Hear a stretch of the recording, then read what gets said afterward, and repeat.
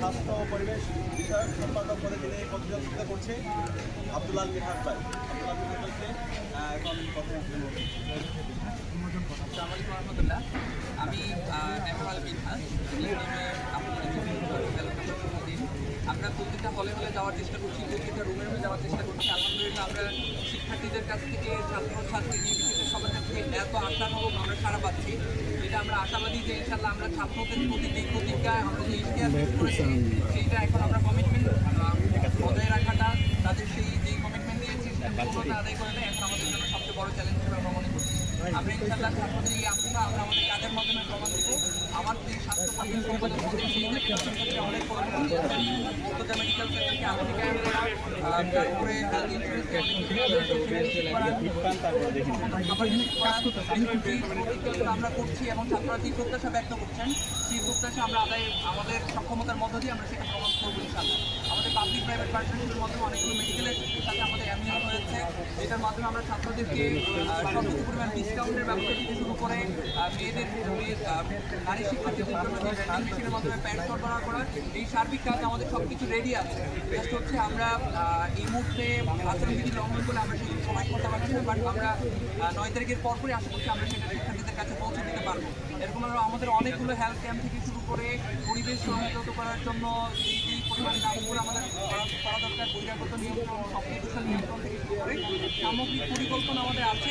এই মুহূর্তে আমরা আমাদের শিক্ষার্থীদের ম্যান্ডেট নিয়ে আমরা যদি আমাদের মিছিলে আসতে পারি, ছাত্রদের সাথে আমরা মত বিনিময় করে প্রায়োরিটি বেসিস ঠিক করে আমরা সবগুলো কাজ আমরা বাস্তবায়নের দিকে এগিয়ে যাবো ইনশাল্লাহ। আপনাদের সমর্থনই আমাদের সবচেয়ে বেশি শক্তি যোগায়, আমাদের আস্থার জায়গা আপনারাই। আপনাদের এই ম্যান্ডেট নিয়ে আমরা আমাদের এই কাজগুলো শিক্ষার্থীদের জন্য স্বাস্থ্যসম্মত এবং সুন্দর পরিবেশ করে দিতে চাই।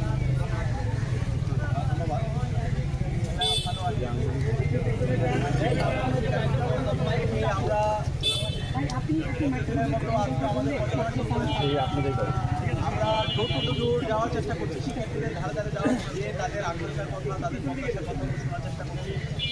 শিক্ষার্থীদের স্বতঃস্ফূর্ত রেসপন্স আমরা দেখতে পাচ্ছি আলহামদুলিল্লাহ। আমরা দেখতে পাচ্ছি আমাদের এই বিশ্ববিদ্যালয়ে আজকে 100 বছর পার করেছি, এখানে যতগুলো সংকট আছে সব করছি বিভিন্ন সংকট। এই সংকটগুলোর মূল কারণ হচ্ছে এখানে প্রপার এক্সিকিউটিভ প্ল্যান না থাকে, পলিসিগত জায়গায় ঐক্যবদ্ধ শিক্ষার্থীদের পক্ষ থেকে আমরা এই পলিসিগত জায়গায় কাজ আমরা অনেকগুলো করেছি। আমরা এই সমস্যাগুলো চিরতরে একদম নির্মূল করা যায় যদি আমরা সঠিক একটা প্ল্যান নিতে পারি এবং সঠিক পলিসি নিতে পারি।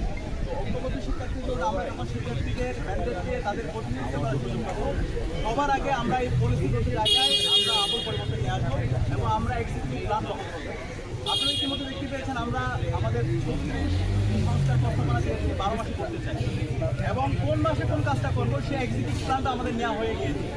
তো আমরা বিশ্বাস করি শিক্ষার্থীরা এভাবে এখন আমাদের রেসপন্স দিচ্ছে।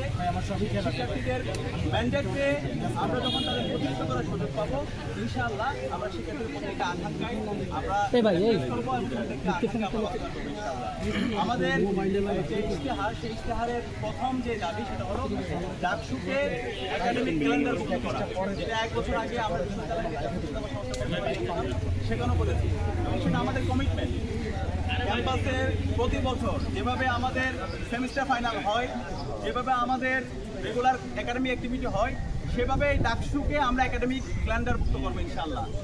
9 তারিখের পরে আবার পরবর্তী বছরের নির্ধারিত সময়ে যেন 9 তারিখে যেন ডাকসু নির্বাচন হয় অথবা নির্ধারিত 1 বছর পূর্ণ হওয়ার পরে যেন ইশতেহার ঘোষণা হয়, সেটার জন্য আমরা কাজ করবো এবং এটা বিশ্ববিদ্যালয়ে একাডেমিক ক্যালেন্ডার করতে হবে ডাকসু নির্বাচনটা সঠিক সময়ে এটা আয়োজন করা।